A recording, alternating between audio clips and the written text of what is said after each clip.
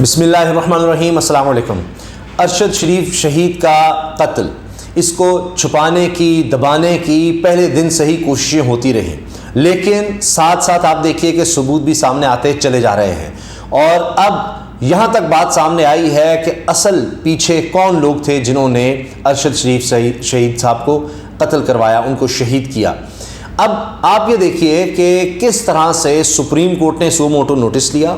اور اس کے بعد ظاہر ہے کہ جو لوگ اس کے پیچھے ہیں، جو اس ساری سازش کے پیچھے، اس قتل کے پیچھے، وہ اب پریشان ہیں، اور اب وہ بھی ظاہر ہے کہ مزید چیزوں کو چھپانے کے لیے متحرک ہو چکے ہیں۔ لیکن سلام ہے تمام لوگوں کو، پوری قوم کو، ارشد شریف صاحب کی والدہ کو، ان کے بچوں کو، ان کی اہلیہ کو، جو ڈٹے ہوئے ہیں۔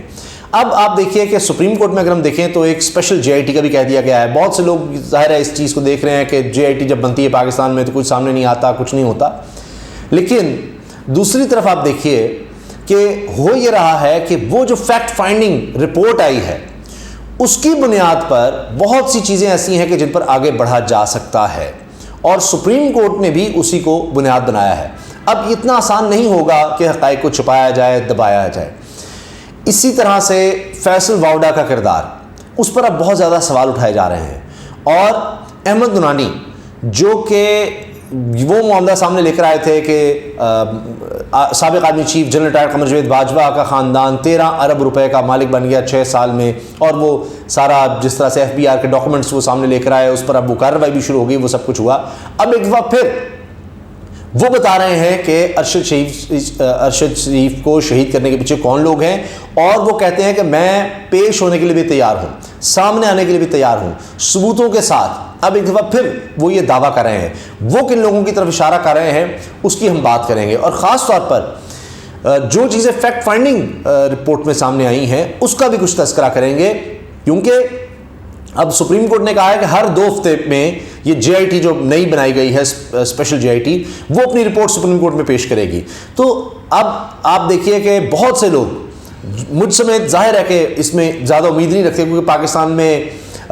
اس طرح کے معاملات ہمیشہ سے دبا دیے گئے، جو رپورٹس آئیں کوئی اس کے بعد نہیں ہو سکا، لیکن بہت سے لوگ کہہ رہے ہیں کہ یہاں تک بھی امید نہیں تھی کہ یہ چیز آئے گی۔ پہلے تو یہی کہ جناب جب حکومت ہی شروع میں کہہ دی حادثہ ہے، یہ ہے وہ ہے، تو اس چیز کو سامنے نہیں لایا جائے گا، لیکن اب وزارت خارجہ کو بھی کہنا پڑ رہا ہے کہ جناب جن پر الزام ہے ان کو ہم کینیا سے لانے کے لیے رابطہ کر رہے ہیں، ان کی کوششوں کا آغاز کر دیا ہے، کوشش کریں گے ان کو لایا جائے، ورنہ وزارت خارجہ بھی سو رہی تھی، حکومت بھی سو رہی تھی۔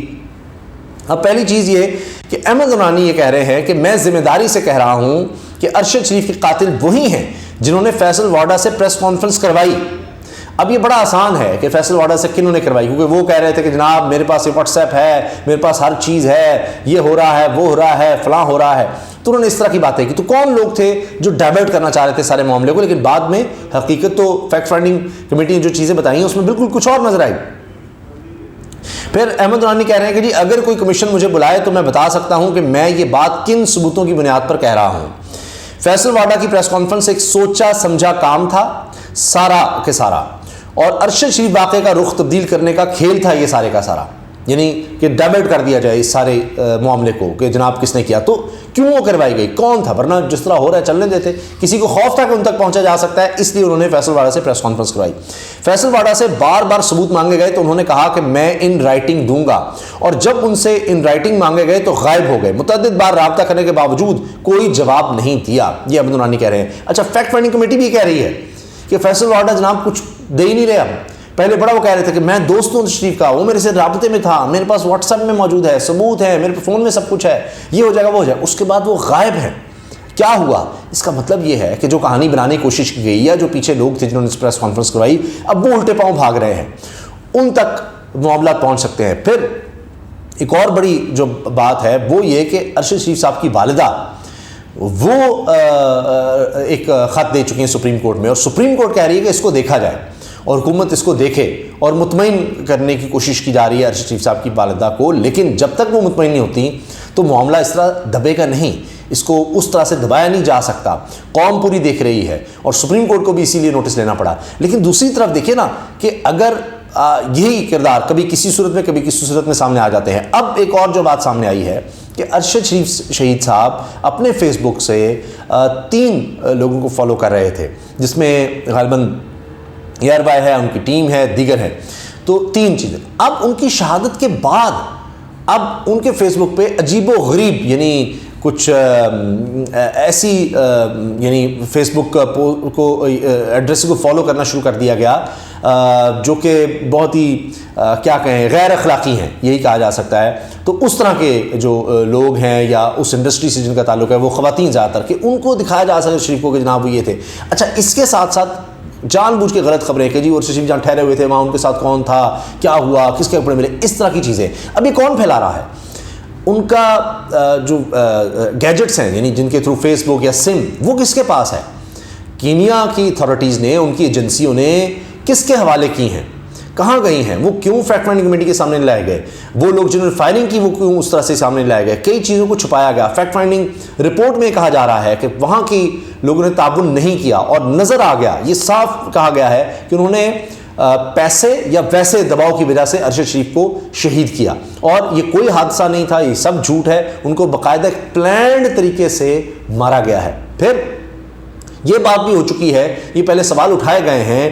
اعتزاز حسن صاحب بھی آج یہ بات کر رہے تھے کہ کسی کو بہت زیادہ غصہ تھا ارشد شریف پر، بہت زیادہ، اور وہ جس طرح ٹارچر کر کے ان کو شہید کیا گیا ہے، ان کے جسم کے مختلف حصوں کو ٹارچر کیا گیا، یہ چیز بھی سامنے، ان کے ناخن کھینچے گئے۔ پھر یہ بات بھی میں نے خود پڑھی ہے کہ یہ بات بھی سامنے آئی ہے کہ ان کو جو ایک گولی کا نشان ہے، پیچھے سے جو گولی آئی وہ گردن کے کچھ نچلے حصے پہ یعنی سینے کی طرف پیچھے سے، لیکن سیٹ میں کوئی سوراخ نہیں ہے، یعنی پیچھے سے ان کو گولی لگی ہے تو پھر سیٹ میں کیوں سوراخ نہیں ہے؟ اور جس پر وہ بیٹھے ہوئے کہا جی گاڑی کے اندر ہی تھے اور فائرنگ ہوئی اور یہ سب کچھ، تو اس سے بھی یہ لگ رہا ہے کہ یہ ان کو شہید کرنے کے بعد، گولی مارنے کے بعد ان کو وہاں پر یعنی باندھ دیا گیا یا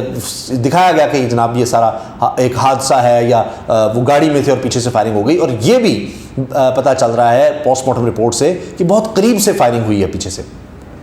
تو یہ سب چیزیں یہ بتا رہی ہیں کہ ایک چیز تو واضح ہو گئی کہ یہ کوئی حادثہ نہیں تھا، نہ صرف یہ کہ ان کی ٹارگٹ کلنگ ہوئی ہے، یہ قتل کیا گیا ہے، اور اس میں بہت سے لوگ ملوث ہیں، اور باقاعدہ سوچے سمجھے پلان کے تحت، پوری ایک سازش کے تحت ان کو شہید کیا گیا ہے۔ ان کو اس چیز کا اندازہ بھی تھا۔ پھر صرف اور صرف 3 لوگ سامنے لائے گئے، 16 FIRs ہوتی ہیں، صرف 9 کے بارے میں فیکٹ فائنڈنگ کمیٹی یا فیکٹ فائنڈنگ رپورٹ میں چیزیں آتی ہیں، 600 صفحات پر یہ ہے،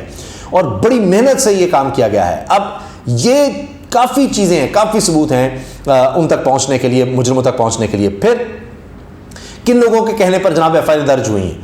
ان تک پہنچا جائے، کیا اب سپریم کورٹ میں وہ بھی آئیں گے، JAT میں وہ سامنے لایا جائے گا ان لوگوں کو، یہ سب چیزیں دیکھنا ہوں گی۔ اور دبئی سے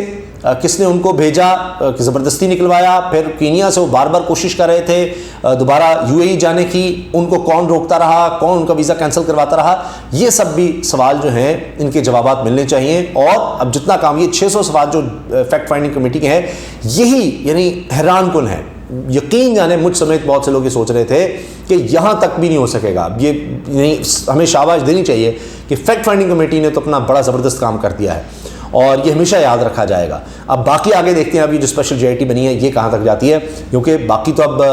ایک کے بعد ایک لوگ سامنے آ رہے ہیں۔ تسنیم حیدر پہلے آ چکے ہیں کہ جی سازش کہاں تیار ہوئی، وہ کہتے ہیں۔ اب احمد نورانی کہہ رہے ہیں میرے پاس ثبوت ہیں، جہاں مجھے بلایا جائے گا میں پیش ہوں گا۔ تو کیا JIT ان کو بھی بلائے گی؟ اور یہ جو کہہ رہے ہیں کہ جی وہی لوگ ہیں جو فیصل واڈا سے جنہوں نے پریس کانفرنس کروائی، اور یہ ان کے پاس ثبوت ہیں، تو اب یا فیصل واڈا بتا دے کس نے پریس کانفرنس کروائی، یا یہ چیز دیکھی جائے، احمد نورانی جو کہہ رہے ہیں کہ فیصل والا جواب بھی نہیں دے رہے، تو ان سے لے لیا جائے اس چیز کا جواب، ان کو بلا کر ان سے ثبوت لے لیے جائیں اور سب چیزیں سامنے آ جائیں۔ تو بہت سی چیزوں کا لوگوں کو پتہ ہے، بہت سی باتوں کا لوگوں کو پتہ ہے اب بھی، یعنی دیکھیں نا فیس بک ان کا کون چلا رہا ہے جو اس طرح کے شکوک و شبہات پیدا کرنا چاہ رہا ہے، ارشد شریف شہید کے کریکٹر کو مشکوک بنانا چاہ رہا ہے، تو آج بھی وہ لوگ ہیں، اس کا مطلب ہے تو ان تک پہنچنا اتنا زیادہ مشکل نہیں ہے جب اب ان کی طرف نہ صرف اشارے بلکہ ان تک بتایا جا رہا ہے کہ یہ لوگ ہیں، یہ پیچھے یہ۔ تو اب دیکھتے ہیں کہ اس پر کیا مزید کیا جاتا ہے۔ اجازت دیجیے، اللہ حافظ۔